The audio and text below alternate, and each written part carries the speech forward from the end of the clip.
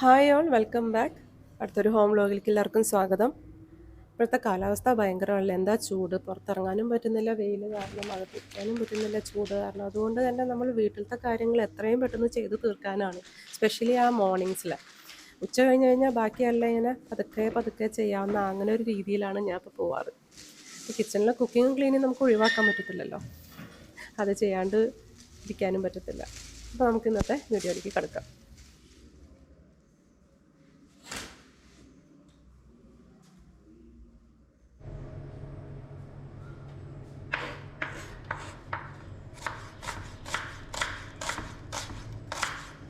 ഇന്നത്തെ റെസിപ്പി എന്ന് പറയുന്നത് പെപ്പർ ചിക്കൻ റോസ്റ്റാണ്. വളരെ ഈസിയാണ് ഉണ്ടാക്കാനായിട്ട്. നമുക്ക് അതിനാവശ്യമുള്ളത് 2 വലിയ സൈസ് ഓണിയൻസ്, സവാള, പിന്നെ പച്ചമുളക് എരിവിനനുസരിച്ച് കുറച്ച് കൂടുതൽ എടുത്തോളൂ, പിന്നെ കറിവേപ്പില, അതുപോലെ നമ്മുടെ ജിഞ്ചർ ഗാർലിക് പേസ്റ്റ് 2 മാസത്തേക്കാളും കൂടുതൽ ഒരു കേടുകൂടാതെ ഫ്രിഡ്ജിനകത്ത് ഇരിക്കുന്നതാണ് ഇത്രയും വലിയ ബോട്ടിൽ. അപ്പോൾ അതും കൂടി ഒരു വലിയ ടേബിൾ സ്പൂൺ.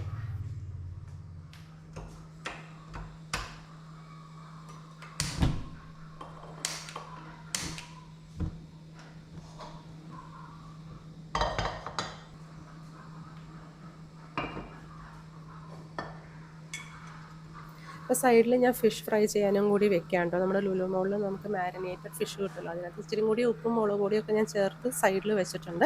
അപ്പോൾ നമ്മുടെ ചിക്കനിനുള്ള പാൻ ചൂടായിട്ടുണ്ട്, അതിലേക്ക് വെളിച്ചെണ്ണ ഇടാം.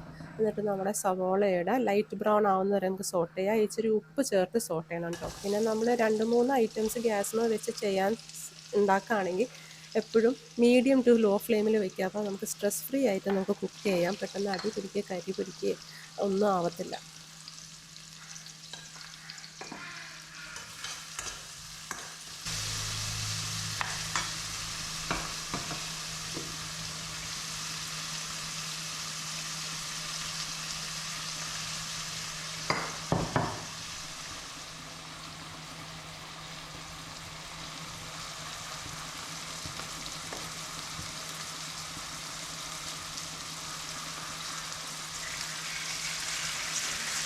അപ്പോൾ നമ്മുടെ ഓണിയൻസ് ലൈറ്റ് ബ്രൗൺ ആയി. ഇനി നമുക്ക് അതിനകത്ത് ജിഞ്ചർ ഗാർലിക് പേസ്റ്റ് ചേർത്ത് കൊടുക്കാം. എന്നിട്ട് നന്നായിട്ട് സോട്ട് ചെയ്യാം, പച്ചമണം മാറുന്ന വരെ.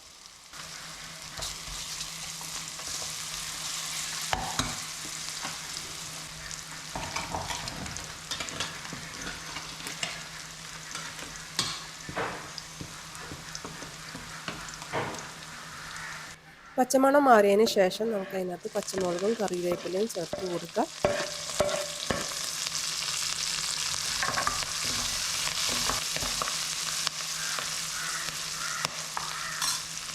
ഇനി നമുക്ക് ഇതിനകത്ത് മസാലപ്പൊടികൾ ചേർത്ത് കൊടുക്കാം.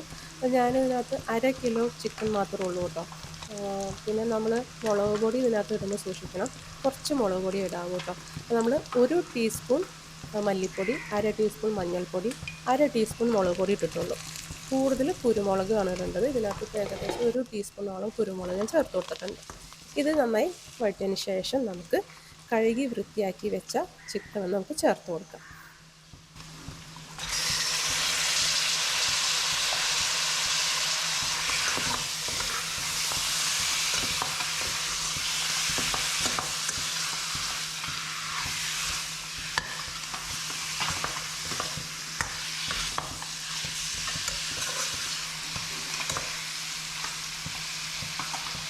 ഒരു മിനിറ്റ് 2 മിനിറ്റ് നമ്മൾ ആ ചിക്കൻ അതിനകത്തൊന്ന് സോട്ട് ചെയ്തെടുത്തിട്ട് ആവശ്യത്തിന് ഉപ്പും, പിന്നെ ഇതിനകത്ത് അല്പം ഗരം മസാല, കൂടുതൽ ഗരം മസാല ആവരുത്, ഒരു മസാല ചുവ അങ്ങ് വരും. അപ്പോൾ ഒരു 1/2 ടീസ്പൂണോളം ഗരം മസാല ചേർത്ത് കൊടുത്തിട്ട് നമുക്ക് കുക്ക് ചെയ്തെടുക്കാം. കുറച്ച് ചിക്കൻ ഉള്ളത് കൊണ്ട് ഇച്ചിരി വെള്ളം ചേർത്ത് കൊടുക്കുക, അല്ലെങ്കിൽ അടി പിടിക്കും. അത്യാവശ്യം കൂടുതൽ ചിക്കൻ ഉണ്ടെങ്കിൽ പിന്നെ അതിൻ്റെ ആവശ്യമില്ല, വെള്ളം തന്നെ ഇറങ്ങിക്കോളും.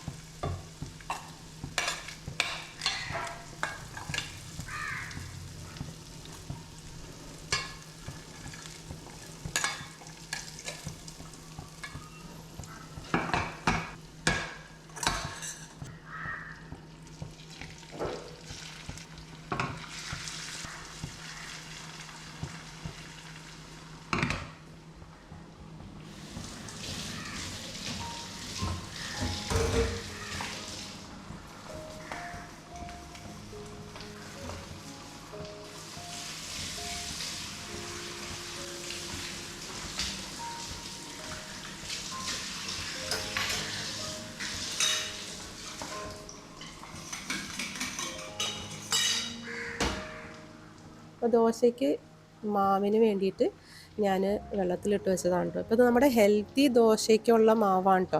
ഇതിനകത്ത് 1 ഗ്ലാസ് ഉഴുന്ന്, 1 ഗ്ലാസ് ജോവാറിൻ്റെ മില്ലറ്റ്, 1 ഗ്ലാസ് ലിറ്റിൽ മില്ലറ്റ്സ് അല്ലെങ്കിൽ ഫോക്സ് ടെയിൽ മില്ലറ്റ്സ് അല്ലെങ്കിൽ ബാണിയാർഡ് മില്ലറ്റ്സ് എന്ന് പറയുന്ന ഒരു സംഭവമുണ്ട്. ഈ ചെറിയ മണികളുണ്ടല്ലോ, അതൊക്കെ മില്ലറ്റ്സ് ആണ്. ഇതിനകത്ത് പച്ചരി ഞാൻ ചേർത്തിട്ടില്ല.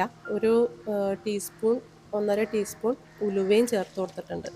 പിന്നെ നമ്മുടെ കയ്യിൽ കടലപ്പരിപ്പ്, കുറച്ച് ചെറുപയർ, അതായത് നമ്മുടെ കൈപ്പിടി ഉണ്ടല്ലോ എന്ന് വെച്ചാൽ വിരൽ കൊണ്ട് നമ്മളിങ്ങനെ എടുക്കുന്ന ആ ഒരളവിൽ മാത്രം കടലപ്പരിപ്പും ചെറുപയറൊക്കെ ചേർത്ത് കൊടുക്കാം.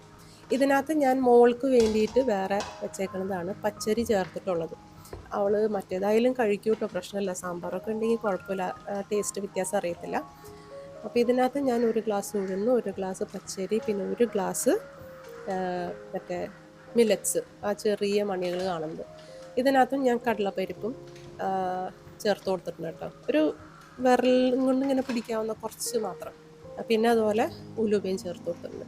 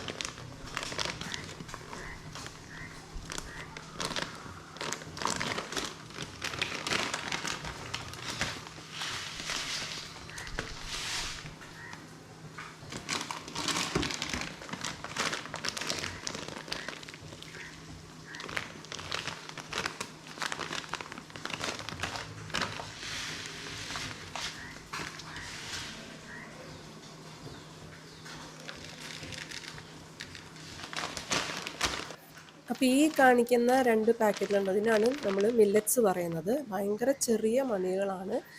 ലിറ്റിൽ മില്ലറ്റും ഫോക്സ് ടെയിൽ മില്ലറ്റും.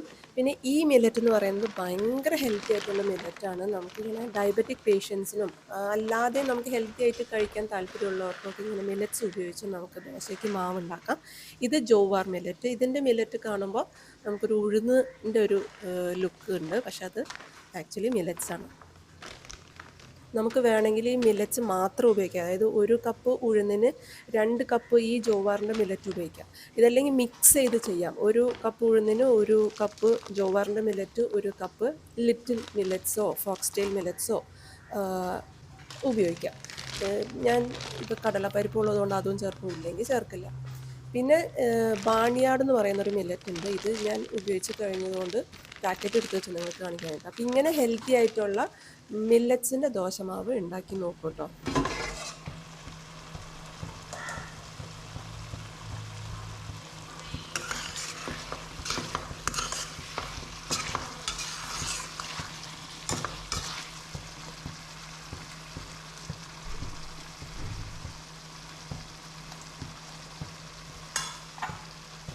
അപ്പോൾ അതാ നമ്മുടെ ചിക്കനൊക്കെ ഇതിനകത്ത് കുക്കായിട്ടുണ്ട്. എനിക്ക് അത്യാവശ്യം വേണ്ട ഗ്രേവി ആയിട്ടുണ്ട്. ഞാൻ ലാസ്റ്റ് പിന്നെയും ചേർക്കുന്നത് ഏകദേശം ഒരു 1/2 തൊട്ട് 1 ടീസ്പൂൺ വരെ. നമ്മുടെ എരിവിനനുസരിച്ച് ഞാൻ കുരുമുളക് വീണ്ടും ചേർത്ത് കൊടുക്കും. ഗരം മസാല വേണമെങ്കിൽ ചേർത്താൽ മതി. കൂടുതൽ മുന്നിൽ നിൽക്കരുത്. കൂടുതൽ നിൽക്കേണ്ടത് പെപ്പർ തന്നെയാണ് കേട്ടോ. ഉപ്പൊക്കെ ഉണ്ടോ നോക്കാം. നമ്മുടെ ചിക്കൻ റെഡി.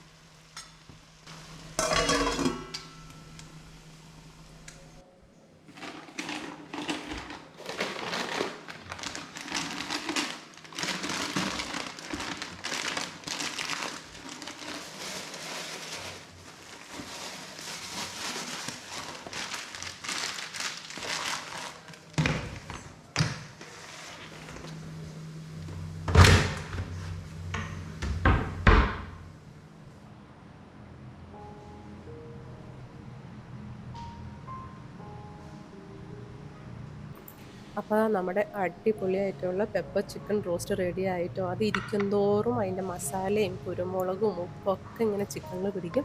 നിങ്ങളുടെ ഗ്രേവിക്ക് അനുസരിച്ച് ചെയ്യാം കേട്ടോ. അത് ഇരിക്കുന്തോറും അതിൻ്റെ ഗ്രേവി ഇച്ചിരി കട്ടി കൂടുകയും ചെയ്യും. അതായത് ആ ചിക്കനിൽ ഇങ്ങനെ പരത്തിയിരിക്കും. അപ്പോൾ നിങ്ങളിതൊന്ന് ട്രൈ ചെയ്യുക.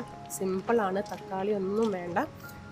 പിന്നെ ഈ സവോളയ്ക്ക് പകരം നിങ്ങൾക്ക് ഉള്ളി ഉണ്ടെങ്കിൽ, വലിയ സൈസ് ഉള്ളി ഉണ്ടെങ്കിൽ അതായാലും മതി. ടേസ്റ്റ് നല്ല ഉഗ്രൻ ടേസ്റ്റ് ആയിരിക്കും. അപ്പോൾ ട്രൈ ചെയ്തിട്ട് നിങ്ങൾക്ക് ഇഷ്ടപ്പെട്ടെങ്കിൽ താഴെ കമൻറ്റ് ചെയ്യുക. നിങ്ങൾ ഇതിനകത്ത് വേറെ എന്തെങ്കിലും ഒരു ഇൻഗ്രീഡിയൻ്റ് ഒക്കെ ചേർത്ത് നല്ല അടിപൊളി ടേസ്റ്റ് ആയിട്ട് വരുന്നുണ്ടെങ്കിൽ അതും നിങ്ങൾ താഴെ കമൻറ്റ് ചെയ്യാം കേട്ടോ.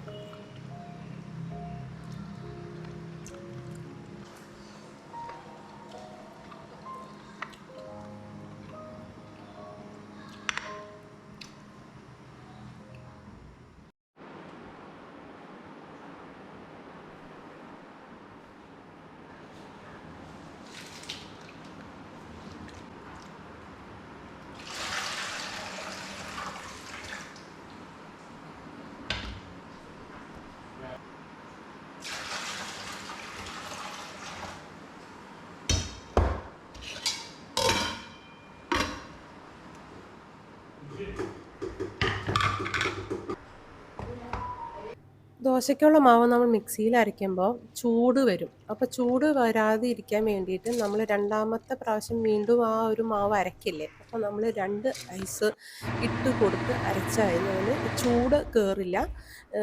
തണുത്ത് നമുക്ക് നല്ലപോലെ മാവ് അരച്ച് കിട്ടും കേട്ടോ. ചൂട് കയറിയ എന്താ പ്രശ്നം എന്ന് വെച്ച് കഴിഞ്ഞാൽ മാവ് ചിലപ്പോൾ പൊന്താച്ചിരി പാടുണ്ടാവും. ഐസ് ഇട്ട് കഴിഞ്ഞാൽ ആ തണുപ്പിൽ അത് അരച്ച് കിട്ടും.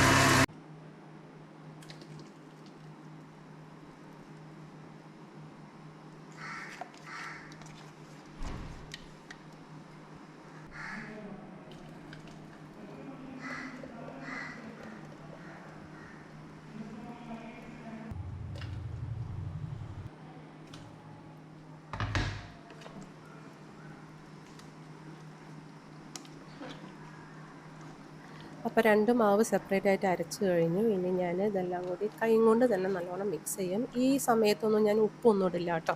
നമ്മുടെ കയ്യിലത്തെ ചൂട് കാരണം തന്നെ അത് പൊന്താനായിട്ട് ഹെൽപ്പ് ചെയ്യുകയും ചെയ്യും.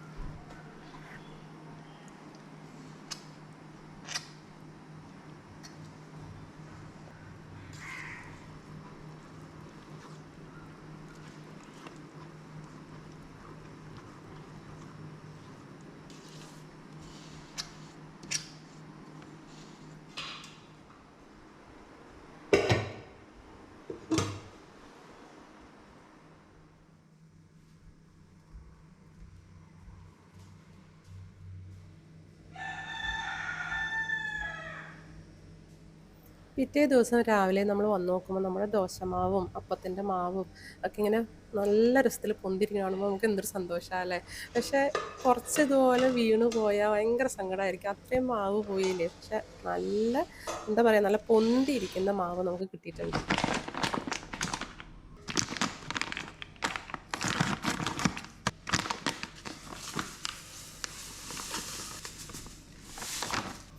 ഉപ്പൊക്കെ ചേർത്ത് കൊടുക്കുന്നത് ഇപ്പോഴാണ് കേട്ടോ. നമുക്ക് ആവശ്യത്തിന് നന്നായിട്ട് ഉപ്പ് ഇട്ട് നന്നായിട്ട് മിക്സ് ചെയ്ത് കൊടുക്കും.